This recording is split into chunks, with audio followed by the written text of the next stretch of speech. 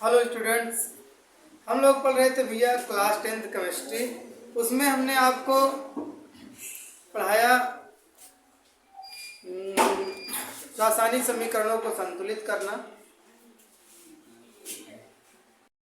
पढ़ रहे थे भैया रासायनिक समीकरणों को संतुलित करना। तो हमने आपको काफ़ी क्वेश्चंस 10 से 15 क्वेश्चंस कराया जो एग्जामिनेशन में आए हुए थे और लगभग हर बार उसी में से 4-5 नंबर का पूछा जाता है। तो अब हम लोग पढ़ने वाले हैं उसके आगे रासायनिक अपक्रियाओं के प्रकार। रासायनिक अपक्रियाओं के प्रकार में सबसे पहले हम लोग पढ़ेंगे, पहला रिएक्शन है योगात्मक अपक्रिया या संयोजन अपक्रिया। क्या भैया? संयोजन या योगात्मक अपक्रिया, संयोजन या योगात्मक अपक्रिया। अंग्रेजी में बोलेंगे इसे एडिशन रिएक्शन। एडिशन रिएक्शन, ठीक। तो संयोजन या योगात्मक अपक्रिया क्या है? संयोजन या योगात्मक अपक्रिया क्या होता है भैया? जिसमें दो या दो से अधिक परमाणु या परमाणुओं का समूह मिलता है तो केवल एक परमाणुओं का समूह बनता है, उसे हम क्या कहते हैं? योगात्मक अपक्रिया कहते हैं। मतलब ये हुआ कि जैसे S है और इसमें ऑक्सीजन मिला दिए तो क्या बन गया? SO2। तो एक S और एक O2, ये दो चीजें हैं, दोनों मिलकर केवल एक बन रहा है, तो ऐसी अपक्रिया क्या है? योगात्मक अपक्रिया कहलाएगी। सिंपल सा मतलब ये है कि जोड़, क्या? योग का मतलब जोड़, ये दोनों क्या होंगे? जुड़कर कोई एक बना रहा है। बहुत सारे एग्जाम्पल हैं, जैसे आप लोग ये पहला एग्जाम्पल हो गया। अगर सेकेंड एग्जाम्पल की बात करेंगे तो जैसे सोडियम ले लेंगे, अगर सोडियम ले लिए और क्लोरीन ले लिए Cl2, ठीक। अब इसका आप बनाएंगे तो ये बना लेगा 2NaCl और यहाँ लगा दो 2। ये भी क्या है? योगात्मक अपक्रिया है। ये भी क्या है? योगात्मक अपक्रिया है। दो तत्व या परमाणु मिल रहा है तो कोई एक यौगिक बन रहा है, तो ऐसी क्रिया क्या होगी? योगात्मक अपक्रिया कहलाए। बात समझ में आई?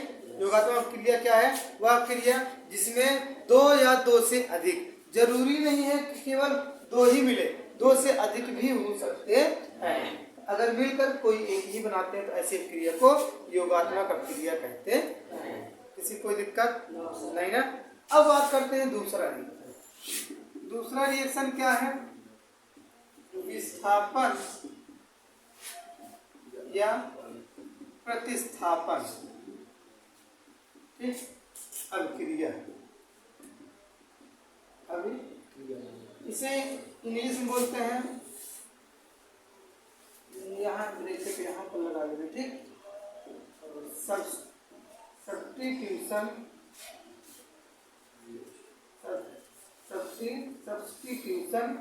रिएक्शन, ठीक। तो विस्थापन या प्रतिस्थापन क्रिया क्या है? ऐसी क्रियाएं जिनमें क्या होता है, कोई एक परमाणु या परमाणुओं का समूह किसी दूसरे परमाणु या परमाणुओं के समूह का स्थान ग्रहण कर लेता है या उसके स्थान पर चला जाता है, तो ऐसी क्रिया क्या कहलाती है? प्रतिस्थापन या विस्थापन क्रिया कहलाती है। मतलब ये है कि अगर एग्जाम्पल से समझा जाए तो क्या होगा? एग्जाम्पल जैसे मान लिया कि जैसे हम मान लो लिख दिए AgCl, क्या लिख दिए? AgCl प्लस 2Na है, ठीक, प्लस का 2Na। तो अब इसमें जो होगा, जो AgCl है, AgCl को ये सोडियम क्या करेगा? रिमूव कर देगा और बना लेगा ये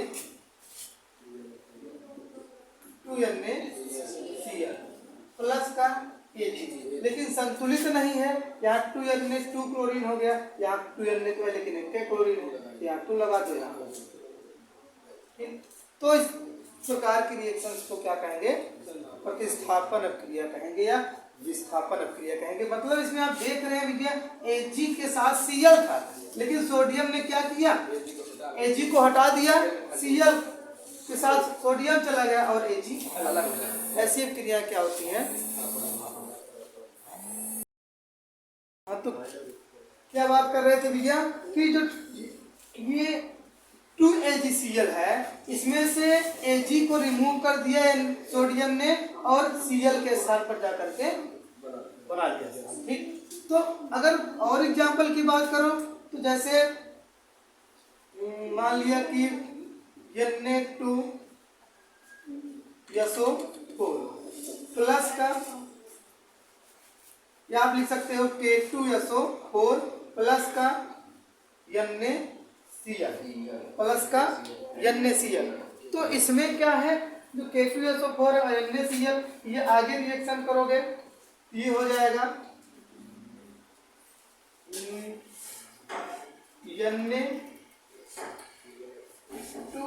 Na2SO4 प्लस हो जाएगा KCl। यहाँ 2 पोटेशियम है तो संतुलित करने के लिए 2 लगा दो, और यहाँ 2 सोडियम है तो 2 लगा दो। ठीक, संतुलित भी हो गया। एक मिनट, K2SO4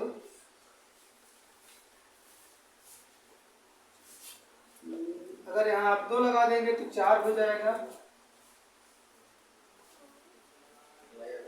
और यहाँ 2 लगा दीजिए, यहाँ 4 लगा दीजिए, और यहाँ क्या करिए 4 लगा दीजिए। अब संतुलित है, देखिए 2K2 4 पोटेशियम और SO4 कितना है 2 है, और SO4 कितना है 2 है, और 4Na और 4Cl। ठीक, अब संतुलित दिया। तो इसमें जो आप देख रहे हैं ये एक प्रकार की प्रतिस्थापन अभिक्रिया है या विस्थापन अभिक्रिया बोल सकते हैं, और भी ये द्विविस्थापन भी इसको कह सकते हो।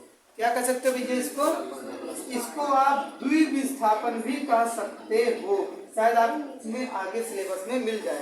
द्विविस्थापन अभिक्रिया, द्विविस्थापन अभिक्रिया क्या बोलेंगे? द्विविस्थापन अभिक्रिया इसलिए बोलेंगे कि इसमें देखिए पोटेशियम जो है, पोटेशियम के स्थान को क्या किया सोडियम ने ग्रहण कर लिया, पोटेशियम हट गया, और जो सोडियम का स्थान था उसको किसने ग्रहण किया? पोटेशियम। देखो यहाँ Cl था, Cl के साथ सोडियम था, और सोडियम गया पोटेशियम के स्थान पे, तो पोटेशियम किसके स्थान पे गया? सोडियम के स्थान पे, मतलब Cl के साथ। ठीक, तो इसमें दोनों क्या हो रहे हैं? विस्थापित हो रहे हैं। तो ऐसी क्रिया क्या कहलाएगी? द्विविस्थापन क्रिया कहलाएगी। बात समझ में आई? तो अगर आपके सिलेबस में होगा तो इसको अलग से पढ़ा देंगे, और नहीं तो इसी साथ आप समझते चलिए। तो प्रतिस्थापन क्रिया क्या है? वह क्रिया जिसमें कोई एक परमाणु या परमाणुओं का समूह किसी दूसरे परमाणु या परमाणुओं के समूह पर जाकर स्थापित हो जाता है, या किसी दूसरे परमाणु या परमाणुओं का समूह का स्थान ग्रहण कर लेता है। तो ऐसी क्रियाएं क्या होती है? विस्थापन या प्रतिस्थापन क्रियाएं कहलाती हैं। किसी कोई दिक्कत? तो आप एग्जाम्पल को नोट करें, फिर आगे बढ़ेंगे। अब देखिए भैया, थर्ड रिएक्शन है जिसे हम कहते हैं अनुत्क्रमणीय क्रियाएं, इररिवर्सिबल रिएक्शन। अनुत्क्रमणीय क्रियाएं, इररिवर्सिबल रिएक्शन।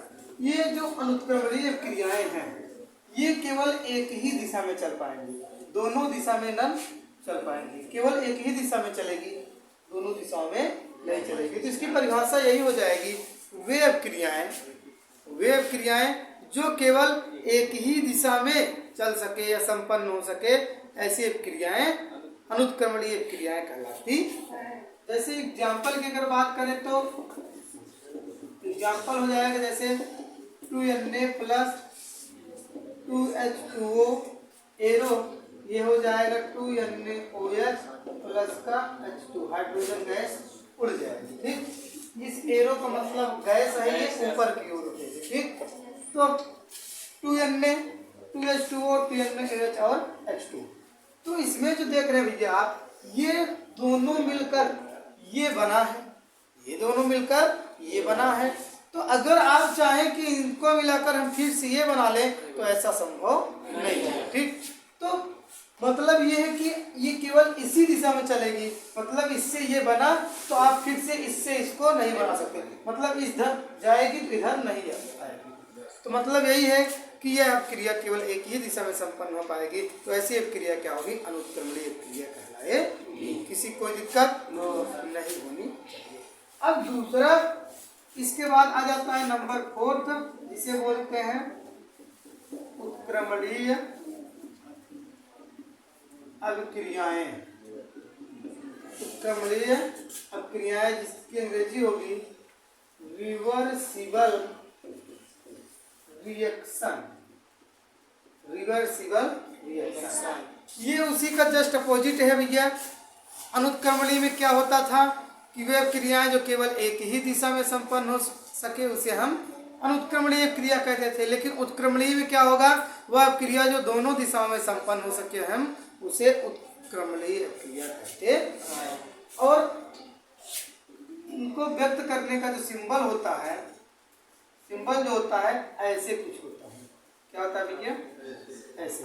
ठीक, मतलब ध्यान समझिए, ये एरो ऐसे होगी आधी और फिर इधर वापस रहेगा आधी एरो इधर रहेगी। मतलब अगर कहीं भी अगर आपको ये सिंबल किसी भी रिएक्शन में बना मिल जाए तो ये समझना कि ये क्रिया जो है उत्क्रमणीय क्रिया है, रिवर्सिबल रिएक्शन है। मतलब सीधा सा यही क्रिया है। अब इसमें आप देख रहे दोनों तरफ इसका तीर का मुंह है, मतलब ये दोनों तरफ चल पाएगी। एग्जाम्पल की अगर बात करें तो एग्जाम्पल की बात अगर करें तो जैसे सबसे सस्ता example H2 + I2, H2 + I2, इसे हम बोलेंगे बन जाएगा HI। H2 + I2 मिला HI और आगे 2 लगा दिए, 2 हाइड्रोजन 2 हाइड्रोजन 2 हाइड्रोजन 2 हाइड्रोजन। बात समझ में आई। ठीक, तो ये इसमें आप देख रहे हैं आप, ये मिला सिंबल, ये मिला। ठीक, तो ऐसा सिंबल मिला तो कैसी क्रिया रहेगी, उत्क्रमणीय क्रिया रहेगी। अगर आप H2 और I2 मिलाए थे 2HI बना। अगर 2HI को फिर से आप रिएक्शन करा देंगे तो H2 + I2 अलग अलग निकल जाएंगे। मतलब इसमें दो प्रकार की रिएक्शन हो रही हैं। नंबर 1 तो H2 + I2 ये बन गया 2HI। ठीक, और फिर इसमें 2HI को तोड़ने पर H2 + I2 बन जाएगा। बात समझ में आ रही। इसे हम बोलेंगे, जो ये रिएक्शन है इस रिएक्शन को हम बोल देंगे अग्रक्रिया। क्या बोलते हैं भैया, अग्रक्रिया। और इंग्लिश में अगर बोलना होगा जैसे फॉरवर्ड रिएक्शन बोलेंगे, फॉरवर्ड रिएक्शन। और इसे बोलेंगे विपरीत या पश्च, चाहे आप विपरीत बोले या पश्च। ठीक, विपरीत अभिक्रिया, विपरीत अभिक्रिया। या इंग्लिश में बोलेंगे तो जैसे फॉरवर्ड था वैसे क्या हो जाएगा, बैकवर्ड रिएक्शन। ठीक, बैकवर्ड रिएक्शन। बात समझ में आई, किसी कोई दिक्कत नहीं होनी चाहिए। इसमें H2I2 मिला तो 2HI बना, फिर इस 2HI से H2 और I2 बना। मतलब ये दोनों काम एक ही रिएक्शन में हो सकता है। ठीक, तो जो आगे की ओर क्रिया होगी उसे अग्र अपक्रिया फॉरवर्ड रिएक्शन बोलेंगे, और जो पीछे की ओर होगी उसे हम विपरीत अपक्रिया या बैकवर्ड रिएक्शन बोले। किसी कोई दिक्कत नहीं होनी चाहिए। इसके बहुत सारे एग्जाम्पल्स हैं, कोई यही एक एग्जाम्पल नहीं है। ठीक, तो और भी एग्जाम्पल हैं, जैसे आप बोल सकते हैं PCl5। तो PCl5 को अगर आप तोड़ेंगे तो PCl3 + का Cl2 हो जाएगा। PCl3 + का Cl2 हो जाएगा। जैसे एग्जाम्पल देखिए, वो भी देख लीजिए। जैसे PCl5 इसे आप तोड़ेंगे, ठीक, तो ये PCl3 और Cl2 बन जाएगा। ठीक, ध्यान से देखिए PCl5, ये फास्फोरस हो गया, 5 क्लोरीन है इधर, फास्फोरस हो गया 3 क्लोरीन इधर, 2 क्लोरीन इधर, अलग हो गया। ठीक, तो ये क्या हो गई, ये रिवर्सिबल रिएक्शन है, उत्क्रमणीय क्रिया है। किसी कोई दिक्कत इसमें बताइए उत्क्रमणीय क्रिया में नहीं होनी चाहिए। फिर से समझ लीजिए दोनों अब क्रियाएं इंपॉर्टेंट है। अनुत्क्रमणीय क्रिया क्या है, वे क्रियाएं जो केवल एक ही दिशा में संपन्न हो सके उसे हम अनुत्क्रमणीय क्रिया कहते हैं। उत्क्रमणीय क्रियाएं क्या है, वे क्रियाएं जिन्हें हम जो दोनों दिशाओं में संपन्न हो सके उसे हम उत्क्रमणीय क्रिया कहते हैं। ठीक, इसमें दो क्रियाएं हो सकती हैं, एक जो आगे की ओर संपन्न होगी उसे हम अग्र क्रिया या फॉरवर्ड रिएक्शन कहेंगे, और जो मतलब पीछे की ओर होगी उसे हम बोल सकते हैं पश्चात क्रिया या विपरीत क्रिया, इंग्लिश में बैकवर्ड रिएक्शन। ठीक, किसी कोई दिक्कत नहीं होना चाहिए। ठीक, तो यही ये अनुत्क्रमणीय और उत्क्रमणीय क्रिया का मतलब है। सिंबल उत्क्रमणीय का ये है, अनुत्क्रमणीय का ये है। ठीक, अगर अनुत्क्रमणीय में आप देखना चाहेंगे जो योगात्मक अब क्रिया पढ़े, विस्थापन अब क्रिया पढ़े, प्रतिस्थापन पढ़े, वो सब अनुत्क्रमणीय में आ जाएंगे। ऐसा क्यों, क्योंकि तीर का सिंबल होता है, इसका मतलब ये है कि अगर इसको मिलाने पर ये बन रहा है आगे वाला, तो फिर से उसको आप रिएक्शन कराने पर ये वाला नहीं पाएंगे। ठीक, तो ऐसी क्रियाएं क्या होंगी, वो अनुत्क्रमणीय कहलाएंगी, जिसमें पा जाएंगे वो उत्क्रमणीय होगी। तो अब इसको नोट करें, फिर आगे हम बताते हैं।